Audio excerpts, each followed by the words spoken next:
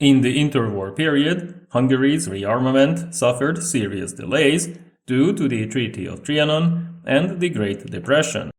When World War II broke out, the country was not ready. The formation of modern mechanized units commenced only in late 1941, but it took another year until October 1942 to establish the first such units. The plan was to create 2 armored and 1 mechanized divisions, the latter of which was to include cavalry regiments and bear the name 1st Cavalry Division.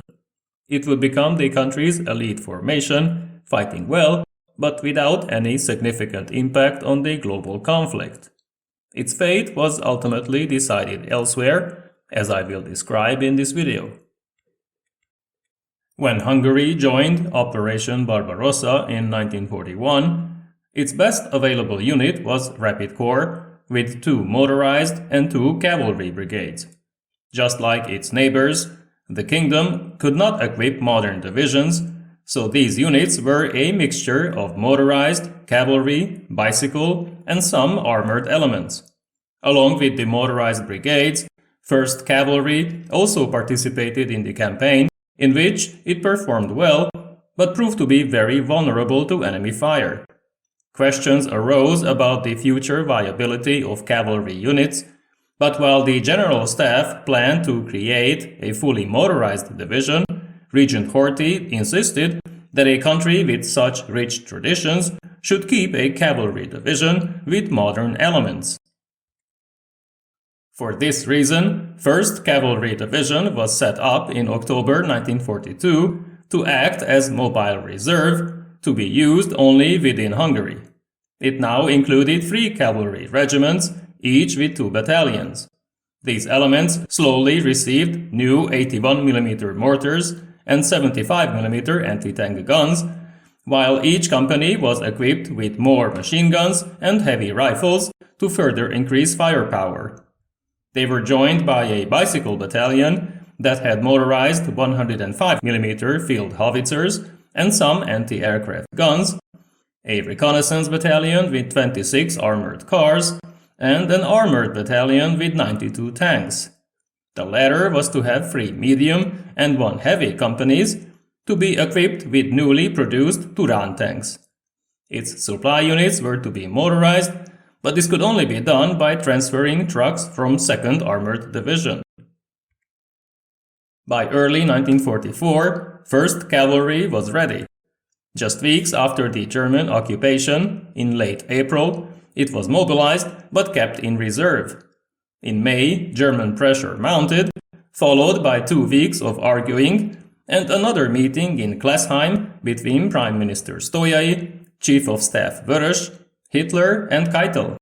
Regent Horthy reluctantly agreed to transfer the division outside Hungary, with his expressed wish that it should be moved to the left wing of Hungarian First Army. Instead, it was transported by rail to Pinsk and Luninets in Belarus, where a major Soviet offensive was being prepared. Initially, anti-partisan operations were planned, but this would change very soon. In early June, the division had 600 officers, 16,300 enlisted men, 1,100 motor vehicles, 84 tanks, 23 armored cars, and 7 anti-aircraft vehicles. Half of the horses came from the civilian sector, 20% of them received 0 training. Until the end of the month, 2nd Hussar Regiment faced roughly 10,000 partisans in the nearby marshes. The rest of the division gradually arrived, but it was then split into 2. 4th Hussar Regiment, together with 15th Bicycle Battalion and 3rd Artillery Battalion, was sent south, only to be turned back when Operation Bagration commenced and the German lines to the east at Babruisk were smashed by superior Soviet forces. 1st Cavalry Division was subordinated to German 2nd Army's 20th Corps, forced marched north to Sinyavka, and ordered to attack the strong Soviet tank formations that had just taken Slutsk. The first engagement was at Kletsk, where German 4th Panzer Division had to be replaced. The Hussars fought valiantly and stopped the Soviet tanks, but they were soon encircled and had to break out.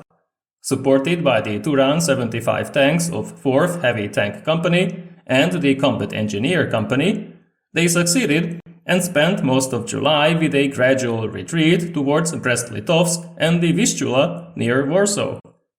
Constantly fighting against local partisans and much stronger Red Army units, while being strafed by Soviet airplanes on the only remaining paved road, only strong counterattacks gave them a brief respite. By the 15th of July, all tanks had been lost, along with half of the horses and roughly 35% of the men. At the same time, German 4th Panzer Division and 4th Cavalry Brigade could escape without serious losses, using the Hungarians to cover their own retreat. Losses were significant among the officers too. Major General Makai, deputy commander of the division, had been killed back in early June when a mine destroyed his car and threw him 18 meters in the air. Captain Reuk, commander of the Heavy Tank Company, lost his arm during the first breakout, and many others soon joined the list. The retreat continued towards Brest.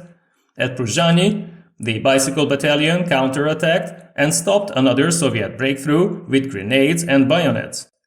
1st Cavalry prevented another encirclement and provided time for all units to retreat towards the Vistula.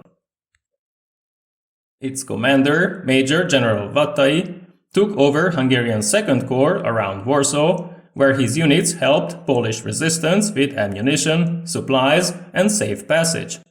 He was replaced with Major General Ibranyi, who led 1st Cavalry back to the Warsaw area, briefly encircling some Soviet troops and forcing them to retreat. He then refused German orders to help crush the Warsaw Uprising, so the month of August was spent with reorganization.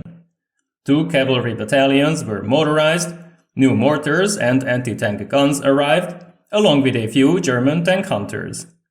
In the first half of September, they rejoined the line on the right wing of the 3rd SS Panzer Division Totenkopf and repelled new Soviet attacks until the 19th of September, when the division was transported back to Hungary. Heinz Guderian praised the unit for its performance and courage, which made it equal to the best German divisions.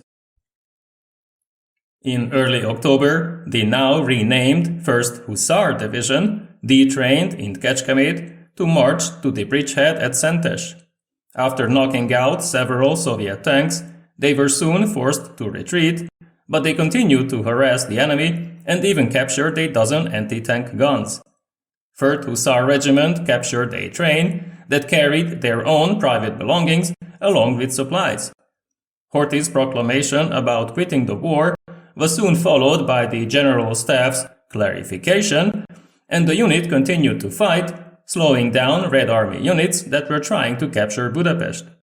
The Hussars broke out of several pockets on horseback, but by early November they retreated to the island of Csepel to rest. Their rest was cut short. Several battles had to be fought on the island and during the gradual retreat towards Lake Velence. More pockets were formed by overwhelming Soviet forces that also enjoyed complete air superiority, so by late December most units were exhausted, while elements of 4th Hussar Regiment were encircled in Budapest. The division crossed the Danube into today's Slovakia, but in just a few days it had to march back to the Vértes Mountains west of Budapest to participate in the German relief efforts. In late January, under their new commander, Colonel Schell, they advanced through the mountains but could not reach the flatlands.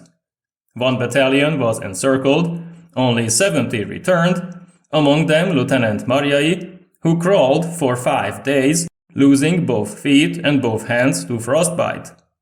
In late February, the unit could rest a bit, but in March the Soviet counter-offensive began. 5 divisions stormed the Hussars on the 18th of March, pushing them towards the Austrian border. More and more deserted, German units retreated disorderly, and by the end of the month the division fell apart.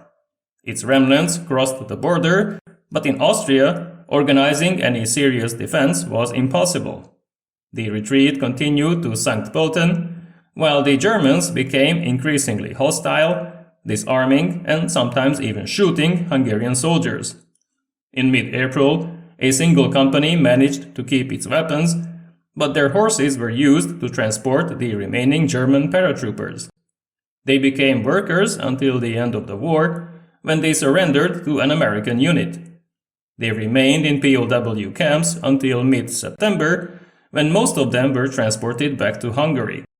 For many, more struggles and even personal tragedies would follow in their homeland.